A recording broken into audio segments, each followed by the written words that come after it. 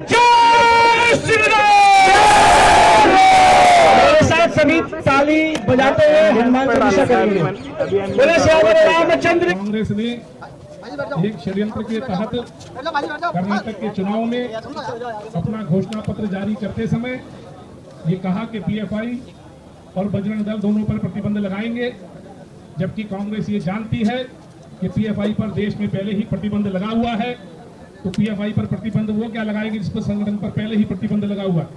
तो ये जो शरारत कांग्रेस ने की, ये जो षड्यंत्र कांग्रेस ने किया, हम यहाँ कांग्रेस मुख्यालय पर ये बताने के लिए आए हैं कि कर्नाटक की जो लीडरशिप है कांग्रेस की, उसने ये जो शरारत की है, उसने ये जो षड्यंत्र किया है, कांग्रेस की जो केंद्रीय नेतृत्व है वह उनको तुरंत उसके लिए माफी मांगने के लिए कहे, और कांग्रेस का जो केंद्रीय नेतृत्व है वह देश से उनके इस कृत्य के लिए माफी मांगे। कांग्रेस के खिलाफ बजरंग दल का प्रदर्शन, संगठन को बैन करने के वादे पर जलाई मैनिफेस्टो की प्रतियां, कर्नाटक की सत्ता में आने के बाद संगठन पर बैन लगाने के चुनावी वादे को लेकर बजरंग दल ने मंगलवार 2 मई को कांग्रेस के खिलाफ जमकर विरोध प्रदर्शन किया। दिल्ली और कर्नाटक के मंगलुरु में कांग्रेस मुख्यालय के पास विरोध प्रदर्शन करने वाले बजरंग दल के कार्यकर्ताओं ने पार्टी से अपना वादा वापस लेने की मांग की है। इसके अलावा कार्यकर्ताओं ने कर्नाटक के विधानसभा चुनाव के लिए कांग्रेस की घोषणा पत्र की प्रतियां जलाई और पार्टी नेता राहुल गांधी के खिलाफ नारेबाजी भी की। कांग्रेस ने मंगलवार को जारी घोषणा पत्र में कहा था कि अगर उन्हें सत्ता पर काबिज होने का अवसर मिला तो वो बजरंग दल और पीएफआई जैसी संस्थाओं पर प्रतिबंध लगा देंगे। उन्होंने वादा किया कि हमारी पार्टी जाति या धर्म के आधार पर समुदायों के बीच नफरत फैलाने वाले व्यक्तियों और संगठनों के खिलाफ कड़ी और निर्णायक कार्रवाई करने के लिए प्रतिबद्ध है।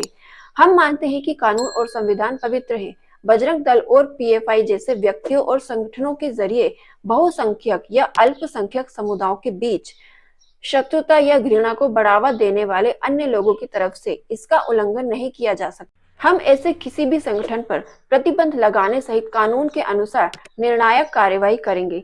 दरअसल बजरंग दल आरएसएस से संबद्ध विश्व हिंदू परिषद की युवा शाखा है। दिल्ली में विरोध प्रदर्शन करने वाले वीएचपी नेताओं ने कहा कि बजरंग दल देश का गौरव है और अगर कांग्रेस ने वादा वापस लेकर अपने कर्नाटक चुनाव घोषणा पत्र को नहीं बदला तो बड़े पैमाने पर देशव्यापी आंदोलन शुरू किया जाएगा। दिल्ली वीएचपी के सचिव सुतेंद्र गुप्ता ने कहा कि कांग्रेस को या तो अपनी मानसिकता बदलनी चाहिए या स्वीकार करना चाहिए कि वो हिंदू विरोधी है।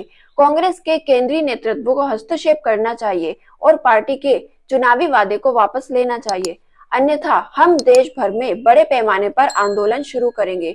विश्व हिंदू परिषद ने कर्नाटक में सत्ता में आने पर बजरंग दल पर प्रतिबंध लगाने के कांग्रेस के वादे पर निशाना साधते हुए कहा कि ऐसा करके पार्टी एक राष्ट्रवादी संगठन की मानहानि कर रही है। वीएचपी के संयुक्त महासचिव सुरेंद्र जैन ने एक वीडियो संदेश में कहा कि बजरंग दल कांग्रेस के चुनावी वादे चुनौती के रूप में लेगा और पार्टी को लोकतांत्रिक तरीके से जवाब देगा। उन्होंने कहा कि कर्नाटक चुनाव के लिए अपना घोषणा पत्र जारी करते हुए कांग्रेस ने जिस तरह से राष्ट्रवादी संगठन बजरंग दल की तुलना कुख्यात देशद्रोही, आतंकवादी और प्रतिबंधित संगठन पीएफआई से की है, वो दुर्भाग्यपूर्ण है। जैन ने कहा कि बजरंग दल का प्रत्येक सदस्य देश और समाज की सेवा के लिए समर्पित है, जबकि पूरी दुनिया पीएफआई की गतिविधियों से अवगत है। कांग्रेस की पूर्व अध्यक्ष सोनिया गांधी पर निशाना साधते हुए भी जैन ने कहा कि आप देश के जनता को धोखा नहीं दे सकते। जिस तरह से आपने बजरंग दल को बदनाम करने का प्रयास किया है, देश की जनता इसे स्वीकार नहीं करेगी। बजरंग दल का हर कार्यकर्ता इसे चुनौती के रूप में लेगा। उन्होंने ये भी कहा कि चुनावी वादों के साथ उनकी पार्टी का छिपा हुआ एजेंडा खुलकर सामने आ गया है। बजरंग दल और देश के लोग इस चुनौती को स्वीकार करते हैं और सभी लोकतांत्रिक तरीकों से जवाब दिया जाएगा। दोस्तों, इस पर आपकी क्या राय है? आप भी चलते चलते अपनी राय हमारे साथ कमेंट बॉक्स में रखना ना भूलिए। Thank you. देखते रहिए सच की आवाज।